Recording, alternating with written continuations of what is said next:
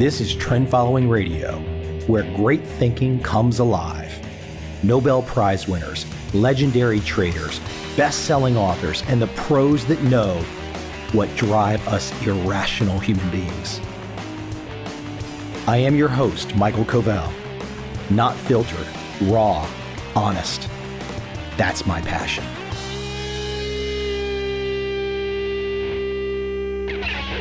Probably my best-selling book, I'm not sure exactly, is The Complete Turtle Trader. Now, of course, I hate this word complete. The publisher threw that at me. I'd much rather have just had the book called Turtle Trader. But for many reasons, this book endures. Every new generation loves this story, this nurture-beating nature story. Today, I would like to share with you the chapter that introduces Richard Dennis. Richard Dennis was the man who taught the famous turtle traders. Actually, he was one of the two teachers. There was another teacher named Bill Eckhart. If you want to read about Bill, you'll have to go buy the full book. But hey, I'm feeling generous today, so enjoy this 45-minute chapter about Richard Dennis, the father of the turtle traders.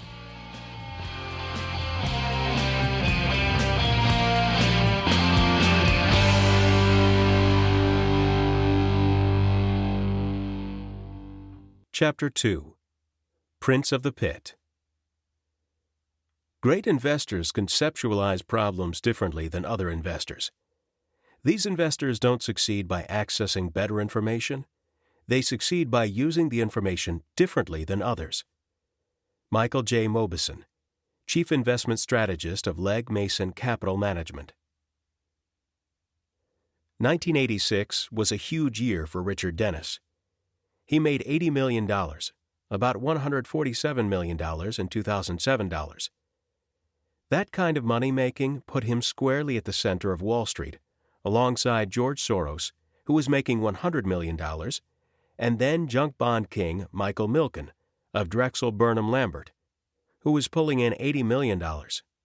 Profits like those for Dennis came with heartburn. He was down $10 million in a single day that year before bouncing back, a roller coaster ride that would have made mere mortals lose serious sleep. Yet Dennis cockily said that he slept like a baby during all that volatility. His money-making style was about mammoth home runs and many smaller strikeouts. If there was a secret, he knew that you had to be able to accept losses, both psychologically and physiologically. Still, 1986 was a long time ago, and memories dull when an old pro starts talking about the benefits of taking losses. During his heyday in the 1970s, 1980s, and mid-1990s, Dennis was described in a number of ways by those who knew of him. There was Dennis, the legendary floor trader, Dennis, the trading systems trading guru, Dennis, who started funds with investment bank Drexel Burnham, Dennis, the philanthropist, Dennis, the political activist, and Dennis, the industry-leading money manager. He was a difficult man to stereotype, and he liked it that way. Dennis the gambler was the only label that offended him because he never considered himself a gambler in the Las Vegas sense. He understood financial Darwinism, read odds, through and through. He always played the game, knowing that everyone else was out to beat him. Financial futures pioneer Richard Sandor put Dennis in perspective. The name of the game is survival when the markets are this chaotic. From that perspective, he may go down as one of the most successful speculators in the 20th century. Dennis's success started long before he launched the turtle experiment. He grew up in Chicago during the 1950s, a street kid from the old South Side neighborhoods. There was no privileged childhood and wealthy parents with well-placed friends. He did not have a silver spoon or the right connections. The teenage Dennis was introverted and wore thick glasses and polyester pants. His first stab at trading while attending the all-boys St. Lawrence Prep School in Chicago was to buy 10 shares of a $3 phonograph stock. The company folded. While his first attempt at trading failed, he was a natural at poker, intuitively understanding the odds. His teachers did not forget him. James Sherman, who taught theology and European history to Dennis, said that he never would take anything at face value. Dennis and his friends enjoyed the mental gymnastics of taking sides in an argument. Sherman added, "If somebody had said back then that Richard Dennis would become a very wealthy man as a commodity trader, I probably wouldn't have believed them." His former teacher would have predicted Dennis to be in front of the fire with a sweater and a pipe, expounding on the cosmos. At 17, Dennis landed a summer job as a runner, $1.60 an hour, at the Chicago Mercantile Exchange. Each day, the exchange floor was mobbed by hundreds of traders fighting and screaming to place their trades. They were exactly like auctioneers buying and selling their wares, except that they were in a trading pit battling it out. An indoor game of tackle football would be a good description of the scene. Dennis longed to be there, but to trade on the floor you had to be 21. He found a way over that hurdle by talking his father into trading for him. A blue-collar worker for Chicago's city government, his father became a proxy guided by his son's hand signals from the sidelines. Despite some trading success in his teens, Dennis headed off to college at DePaul University, where his passion for philosophy, after flunking out of an accounting class from high school days, was rekindled. He was most taken by British philosophers David Hume and John Locke, who had a relatively simple way of viewing the world. "Prove it to me," was their basic perspective. Hume thought the mind a blank slate, tabula rasa, on which experience could be written. He believed that since human beings live and function in the world, they should try to observe how they do so. Discovering the causes of human belief was his key principle. Locke, on the other hand, argued that there were no innate ideas. He asked the question, how was the mind furnished? He wanted to know where reason and knowledge came from. His answer was one word: experience. Both Hume and Locke belonged to the school of thought known as empiricism. Empiricism is rooted in the notion that knowledge is derived from experiment, observation, and experience.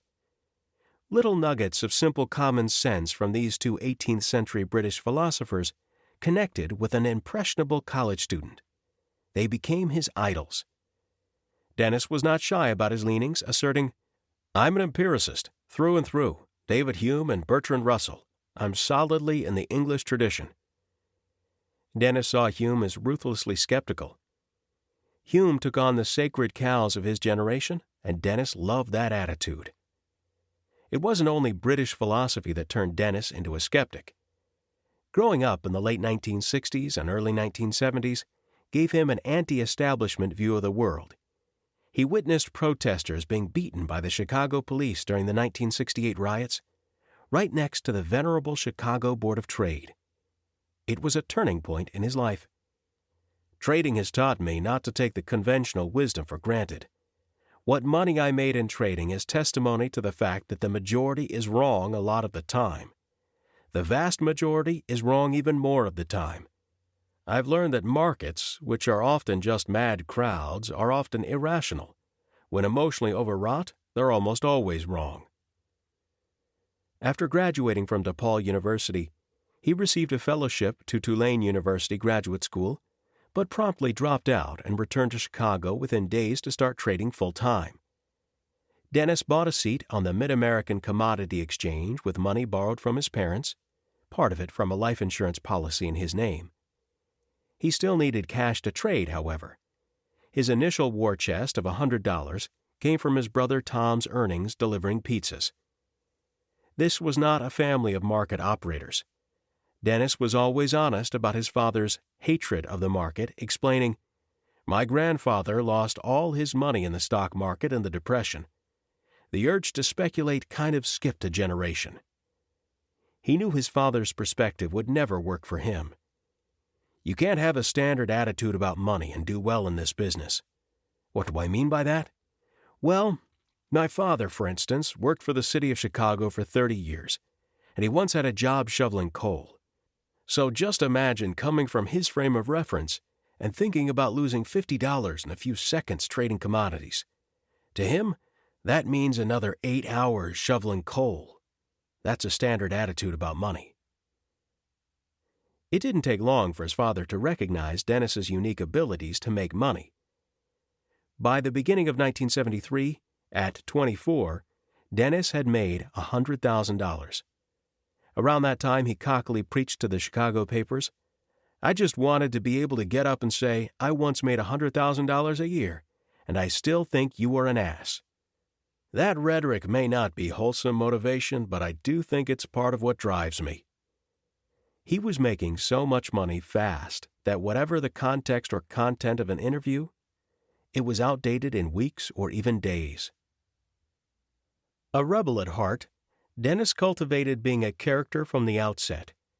He was fond of saying that he never liked the idea of sharing a birthday with Richard Nixon, a gentle stab at all those conservative traitors surrounding him in the pits on LaSalle Street.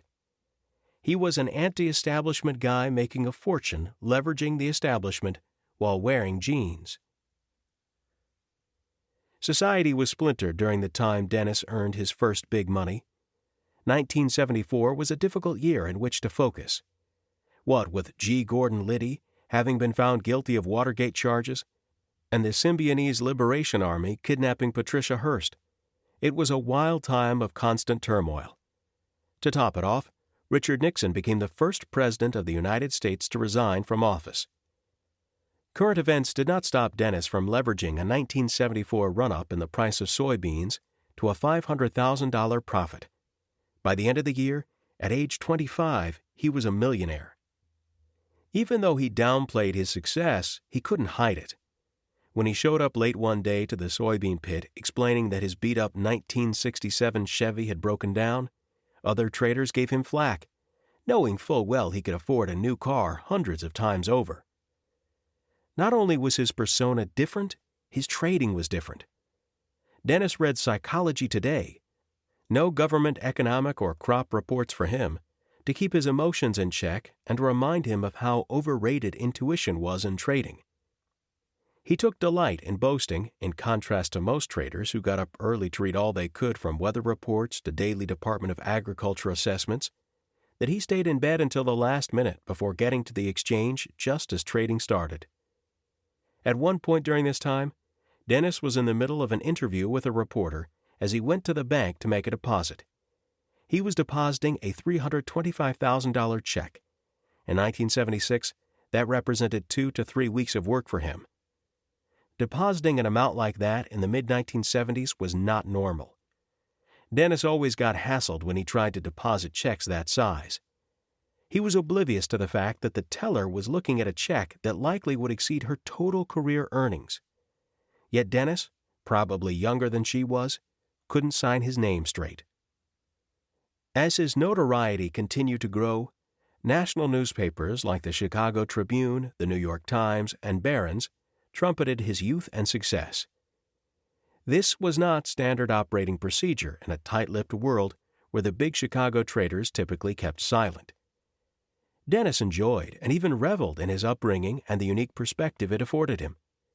"I grew up in an Irish Catholic family on the south side of Chicago. My institutional values were very strong, if somewhat confused. My Holy Trinity consisted of the Catholic Church, the Democratic Party, and the Chicago White Sox. I would describe my early value system as nourishing, if limited. When my father took me to Hurley's Tavern, I saw people falling off their bar stools, about what you'd expect from people who called whiskey Irish pop. The church, baseball, Democratic politics, and Irish drinking weren't only an influence on his youth. How much of my Holy Trinity informs me as an adult? In the White Sox, I have a deep and abiding faith. In the Democratic Party, I have shallow and fading faith, which is almost never rewarded. In the church, well, I fear 16 years of Catholic education left me a skeptic." Look at that 1976 New York Times photo of the then 26-year-old multimillionaire lounging on the couch with his dad seated to his left, seemingly oblivious to the photographer, and it is easy to see anti-establishment staring into the camera. The photo caption only reinforced Dennis's differences. He drives an old, inexpensive car, he dresses in cheap knits, his money tends to pile up unused. However, all this press at such a young age left Dennis confronted by something he probably wasn't expecting. People with their hands out, asking for money. Most of them were very sad, he recalled. One person said, "Help me to learn how to trade. I'm in debt." Some people made it sound as if $5,000 or $10,000 were all they needed to make them happy. Those were the only letters worth answering, to explain that money won't really make a difference. Not many 26-year-olds would have been mature enough to handle the press using such folksy wisdom. Yet Dennis never let the swirl around him interfere with what he was doing to make money. Quite simply, his trading technique was to trade seasonal spreads. In other words, he wanted to take advantage of seasonal patterns and markets like soybeans, his initial specialty.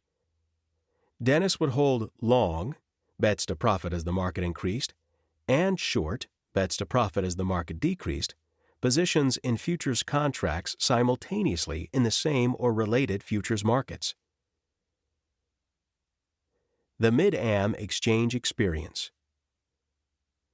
Once he had his Mid-Am seat, formerly called the Chicago Open Board, Dennis was off and running. Initially, he had no clue what he was doing, but he was a fast learner who learned to think like a casino operator. When I started out, I had a system called having no idea whatsoever. For 4 years, I was just taking edges. If someone was giving me a quarter-cent edge to buy an oat contract, I didn't think he knew anything either. I just knew that I was getting a quarter-cent edge, and at the end of the day, the edges would approximately equal my profit. Obviously, on an individual basis, that doesn't have to happen, but over a longer period of time, it will. I tried to be like the house in the casino. It wasn't that novel. People at the Board of Trade have been doing it forever. But for the Mid-Am, it was kind of revolutionary because no one would understand that you could balance your risk with a lot of volume. That's how I started. Dennis went from 0 to 60 on the Mid-Am in record time, and no one knew how he learned to do what he was doing. He knew that traders had a tendency to self-destruct. The battle with self was where he focused his energies. I think it's far more important to know what Freud thinks about death wishes than what Milton Friedman thinks about deficit spending. Go down to Wall Street today after work with the hotshot traders all earning $500,000 a year at the big banks, and you'll find very few who talk about Freud being the ticket to making millions. However, trading was harder than Dennis let on. The early ups and downs took a toll on him, but he learned the hard lessons within months. "You have to have mentally gone through the process of failure," he said. "I had a day during which I made every mistake known to modern man. I took too many big risks. I panicked and sold at the bottom of every break. I'd built my net worth up to about $4,000 coming into that day, and I lost about $1,000 in 2 hours. It took me about 3 days to work through that experience emotionally, and I think it was the best thing that ever happened to me." It was about this time, in 1972 to 73, that fellow traders Tom Willis and Robert Moss met Dennis. They would go on to work together for years as close friends and business associates, with Dennis as their leader. The star did not wear a polished Armani suit, nor did his buddies. They sported used car salesman jackets with mutton chops and bad hair, but their appearance disguised calculated gamers looking to beat the pants off their peers every day of the week. Willis, like Dennis, was brought up in a working-class family. His father, who worked first as a milkman and then delivering bread, helped him buy a seat on the Mid-Am for $1,000 at age 21. Willis had never heard of the exchange until he saw an article in the Chicago Tribune with the headline, "Altruistic Grain Trader Successful." It was about 22-and-a-half-year-old Richard Dennis. Willis immediately identified with his peers' anti-establishment way of viewing the world. Dennis was not afraid to say that he had voted for Eugene McCarthy and didn't think that just because he had radical ideas, he should be driving a cab. Years later, Dennis was even more direct, saying that the market was a legal and moral way to make a living. Being a trader doesn't oblige one to be a conservative.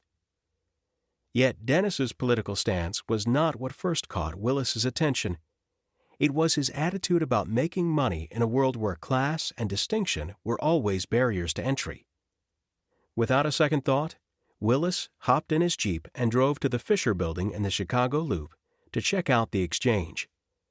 When he arrived at the Mid-Am for the first time, his soon-to-be role model dominated the landscape. Rich was in the pit. I knew him by the photo from the Tribune. Willis started trading with his Mid-Am seat, but had no immediate contact with Dennis, even though they were the two youngest traders in the pit. Nearly everybody else was 65 to 80 years old, and they actually had chairs and spittoons in the trading pit. A young Dennis, towering above a sea of old guys lounging on chairs, must have been a sight. Situated only a few blocks from the Chicago Board of Trade, the Mid-Am was a bit player at the time. It was small, perhaps 1,500 square feet. While Willis didn't know how his start at the Mid-Am would unfold, he ended up building a 30-plus year trading career. He was certain Dennis saw a much bigger future. Even then, big wigs from the Chicago Mercantile Exchange, CME, were coming over in their limos to pick young Dennis's mind. Ultimately, Dennis approached Willis most likely because he was good enough not to go broke and because they were both about the same age. Dennis told Willis, "If you're buying wheat and it's strong and the beans are too low and the wheat is 5 higher, why don't you sell soybeans instead of selling the wheat you bought?" It was a very sophisticated insight. In fact, buying strength and selling weakness short still befuddles investors. It is counterintuitive to buying low and selling high. Dennis was already sharing his knowledge with other traders. He was a natural-born teacher. Dennis was teaching the young exchange members at either his or Willis's apartment. Willis would buy 200 pieces of chicken and a barrel of potato salad. There were 50 or 60 guys in his one-bedroom apartment, with Dennis holding court, explaining how to trade. There was a practical need for this.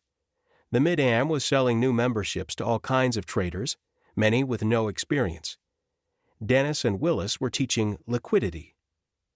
To give the market confidence in the viability of the Mid-Am exchange, there had to be a critical mass of buyers and sellers. This culture of education was creating a better exchange with better traders, and those better traders were starting to make money. It could all be traced to Dennis. Craig and Gary LaCrosse, Ira Scheinman, John Grace, Wayne Elliott, Robert Talaman, and David Ware are all Chicago traders who learned from Dennis. While they may not be household names, they became hugely successful in part because of the generosity of the young Dennis, who felt no compunction about sharing his skills with others.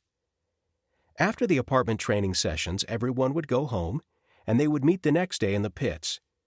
During market hours, they would ask Dennis, "Is this what you meant?" And he'd say, "Yeah." Dennis freely gave away his knowledge. The Chicago Board of Trade.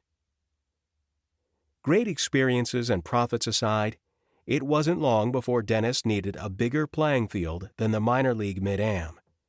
He was already plotting how to beat the big boys at the Chicago Board of Trade, CBOT, the world's largest futures exchange. Once at the CBOT, his placid demeanor contrasted sharply with the hoarse shouts and wild gestures of other floor traders, many of whom were millionaire traders with decades of experience. He was soon beating them at their own game with a betting style that was often so relaxed that his trading cards would literally slip out of his hand onto the floor. Dennis's move to the CBOT was historic. Willis could hardly believe it. Richard goes to the Board of Trade and knocks the cover off the ball. They've never seen anything like this. I mean, this kid takes the whole pit off. Not because he can or not because he wants to show off, but corn is up, beans are up 2, and the corn is down 3, and they sell him 1,000,000 bushels of soybeans up 1.5, and the next thing you know, they close up 7 and they're talking about him. Who's this new kid? Willis refrained from divulging the names of old-timers that Dennis was beating the pants off when he first hit the CBOT, since many of those losing traders are still around today. One of Dennis's students said that their teacher believed his physical attributes to be behind his pit trading success. "You ever heard why he considered himself really successful? He is 6 feet something, and the size of a freight train. He could see over people, and more importantly, people could see him. People always knew he was there. He honestly felt that's why he was successful. Dennis's attributing his height and weight as the reason he was successful is not the full story. There was more to becoming a millionaire by 25 than being 6 foot something and 300 pounds plus. Even with excess weight, his peers described him as having cat-quick reflexes on the trading floor. The move from the pit. Trading on the floor, down in the pit, might have been exciting during this era, but today the Chicago Board of Trade floor is silent. That doesn't mean trading is dead today, far from it. Electronic trading outdated the old ways faster than anyone ever thought could happen. However invigorating the trading floor may have been in the 1970s, the only way for Dennis to expand his trading success was to move away from it. The Chicago trading floors were designed with multiple pits, and each pit traded a different market. To trade more than one market, he had to physically move back and forth across the floor to the various pits. Dennis's solution allowed him to remain faithful to buying in strength and selling in weakness. He knew that if his system worked in soybeans and corn, then it would also work in gold and stocks and all other markets. At the same time, he saw Wall Street changing, with new markets appearing fast and furiously as economies around the world opened and expanded. Fixed income futures were launched, and by 1975 the International Monetary Market, IMM, was allowing anyone to trade currencies the way they did stocks. Dennis knew what this would all mean. To trade in that bigger world, Dennis moved into an office on the 23rd floor of the CBOT, leaving the turmoil of screaming traders behind.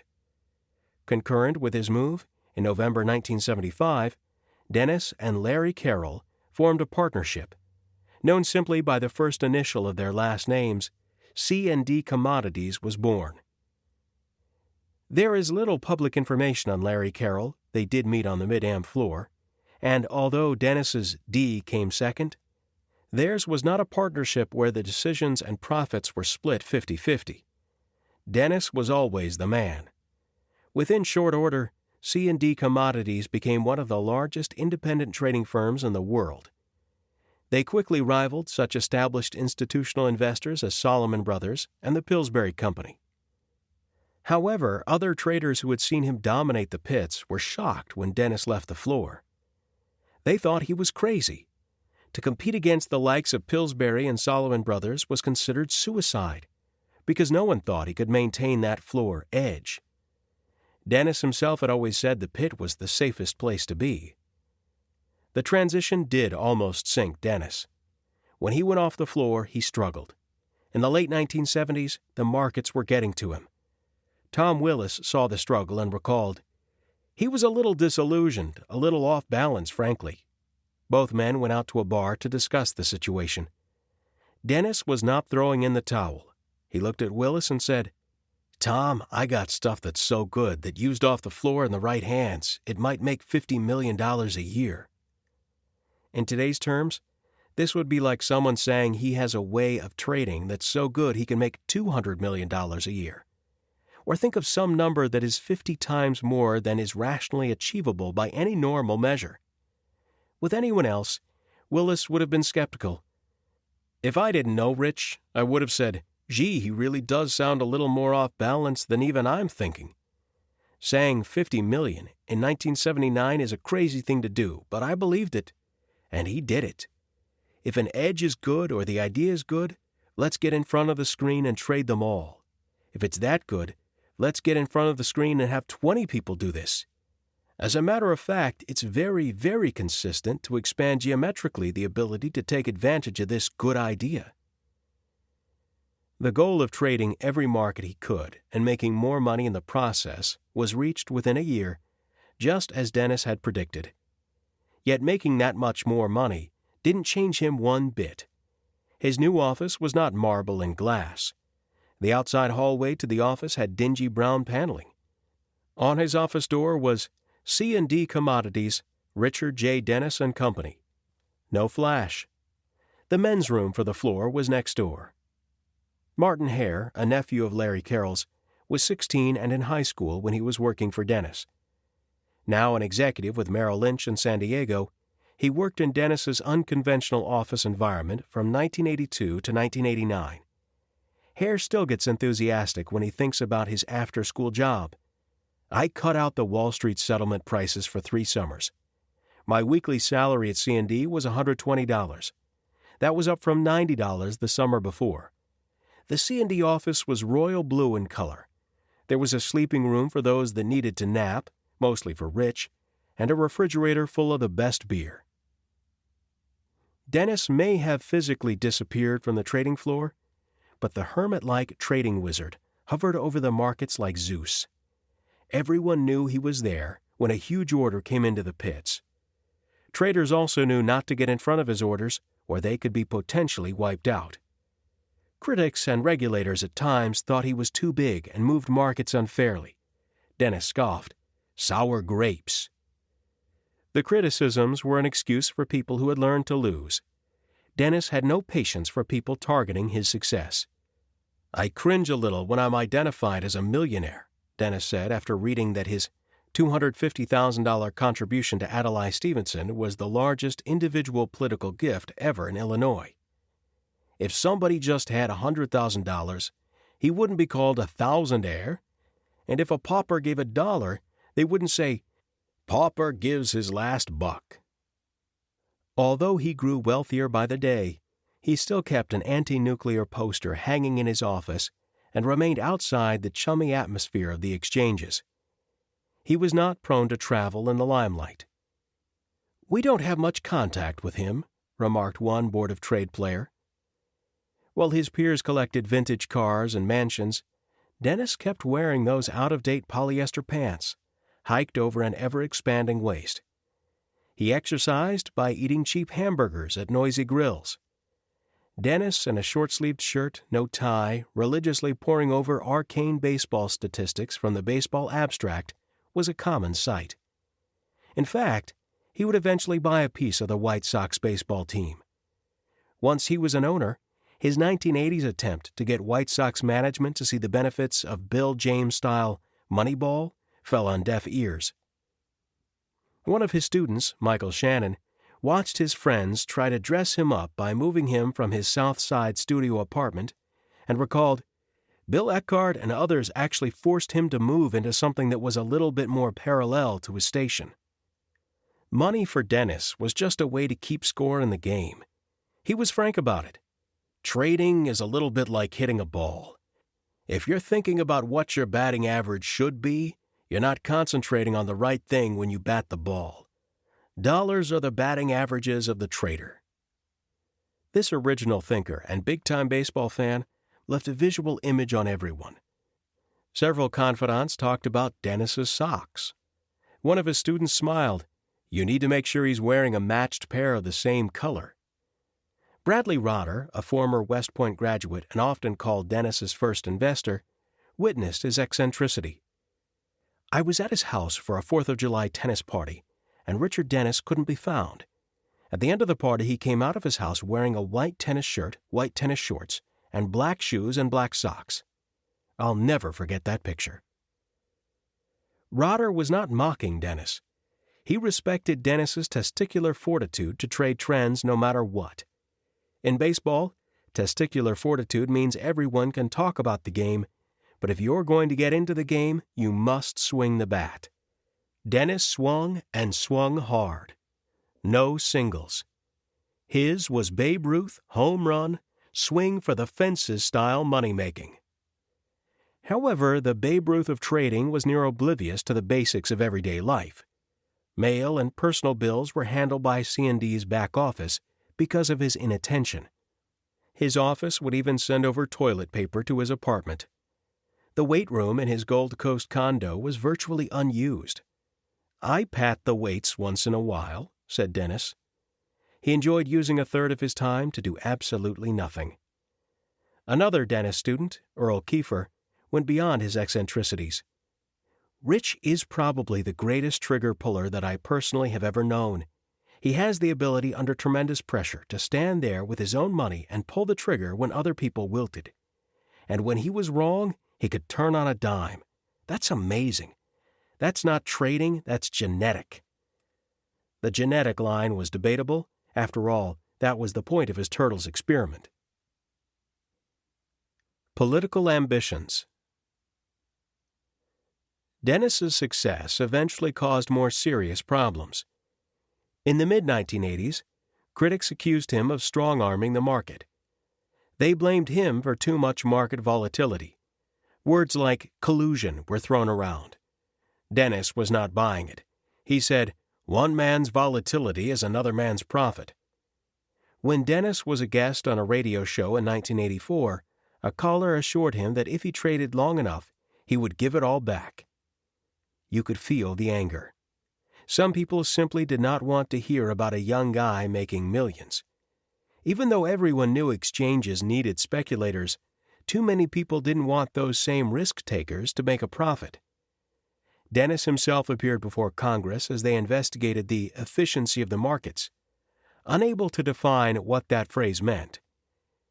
His detractors were silenced after government regulators testified that the total buying and selling by Dennis did not breach exchange limits.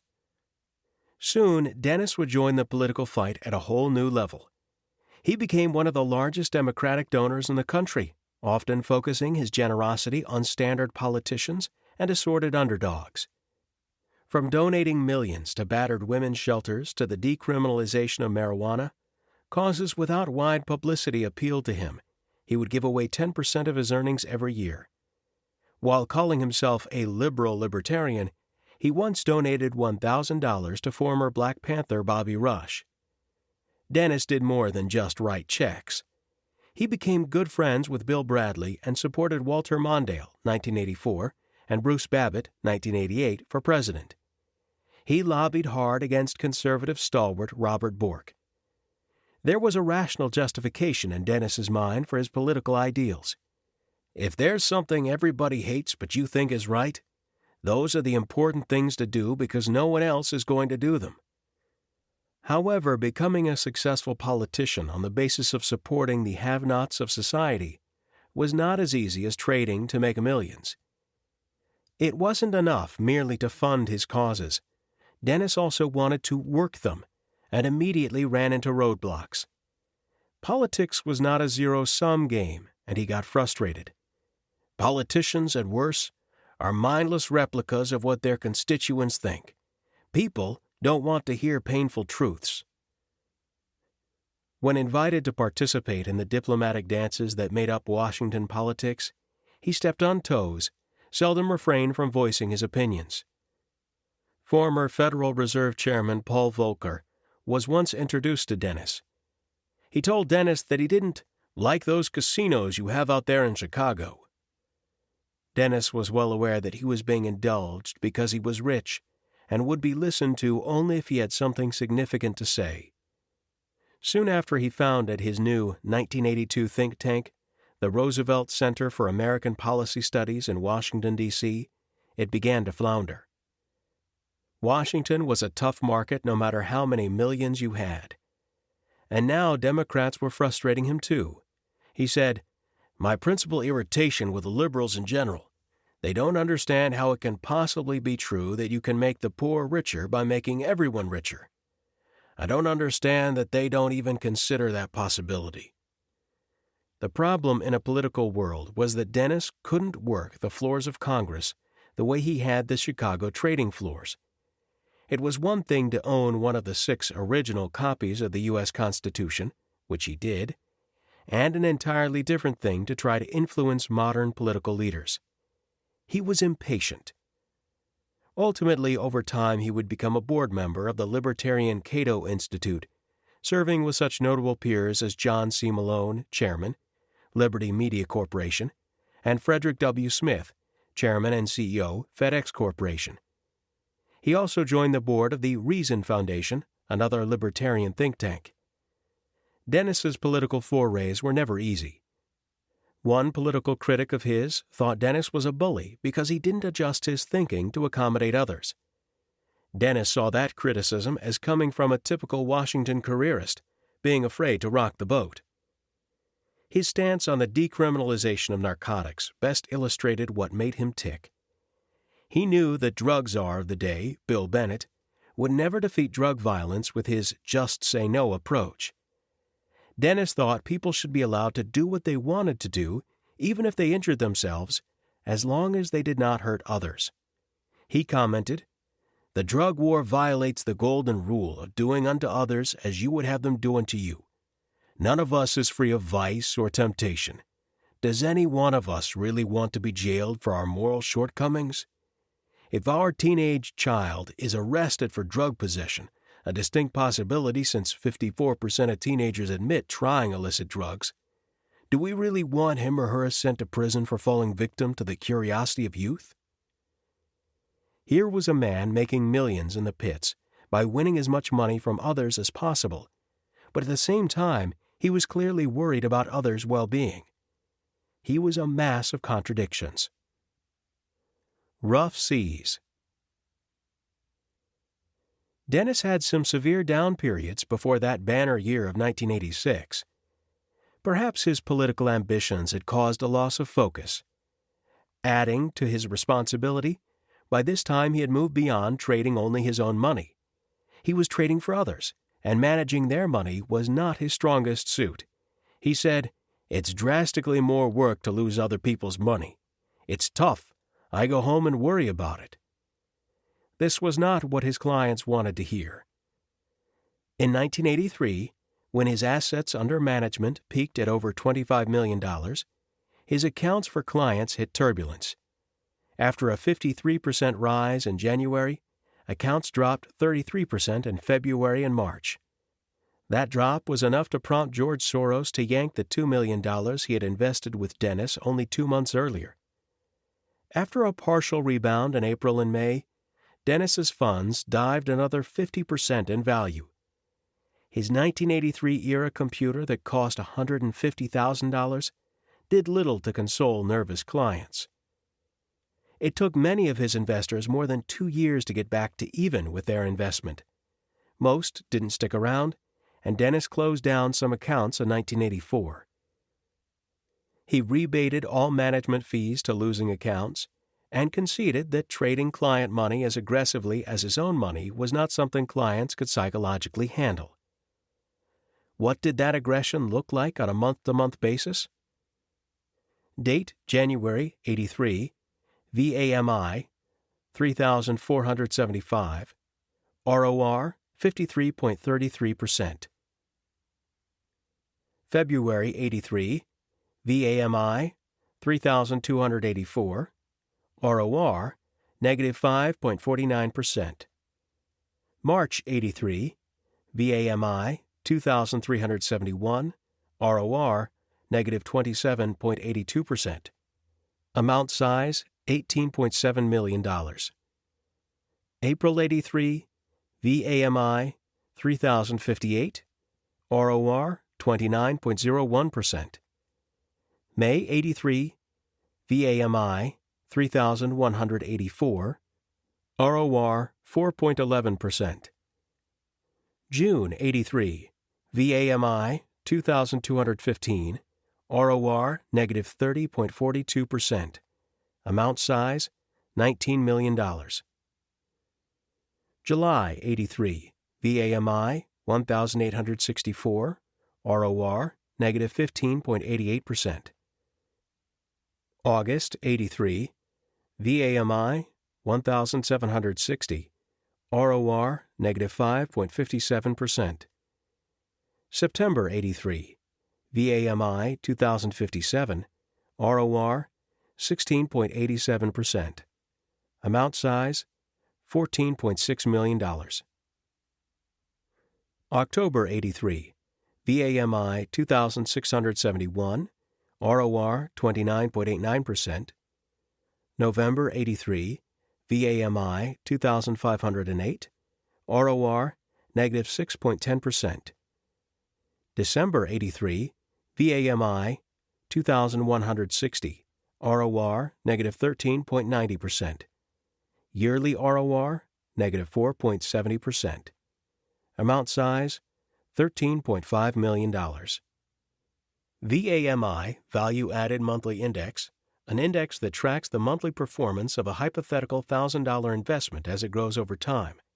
ROR, Rate of Return. Dennis was famous for those big returns, and that was what his clients wanted, to become rich like Rich. They got on board knowing full well the voyage would get rocky, but conveniently forgot that fact when rough sailing made them seasick. At the first sign of troubled waters, when they were puking losses, they cut short the voyage and blamed Dennis. He was learning the hard way about people's irrational expectations. In 2005, Dennis looked back on his troubled times in the fund management arena. "I think the problem is that a money manager very rarely ever sits down with a person whose money it is. There's always a representative of a firm, of a firm, of a firm.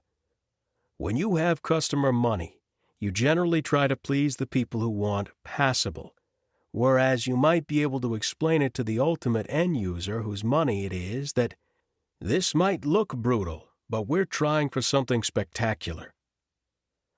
However, at that time in 1983, Dennis needed a way out of the customer rat race.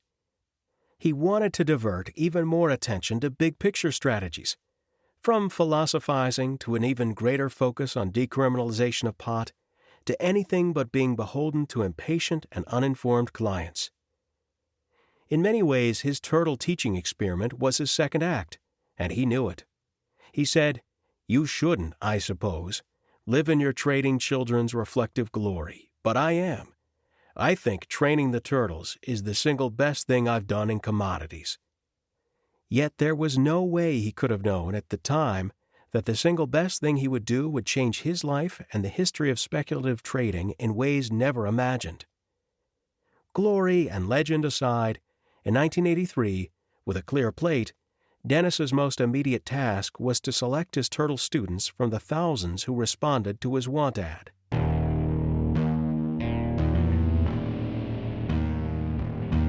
I see a time when those awake will understand how to make money in up, down, and surprise markets. Whether new trader or experienced, college student or financial advisor, protecting against a crash or just trying to make a lot of money, trend following offers everyone an answer in uncertain times. To get started immediately, send me an email, michael@covel.com. I will send you the right trend following steps to take along with my free video. But if you want to buy and hold, trust the government and trust Wall Street, this is absolutely not for you.